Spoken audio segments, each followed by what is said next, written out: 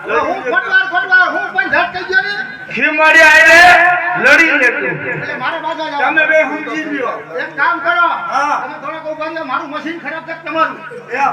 આમ જોવા હા. તમે બે ચાલુ કરો હા. હું ઘરે જઈને ચેતો આવું આમાં ઘરે અહીંયા આવતો. એવા જે હજી રિપેર નથી થઈ ગયા આમાં ઘરે પૂછવાનું ન હોય આયા તો માથા પડે અને ધડ મંડે લડવા આ તો રણ મેદાન છે માથા પડે હા. ઘર મંડે લડવા લડવા.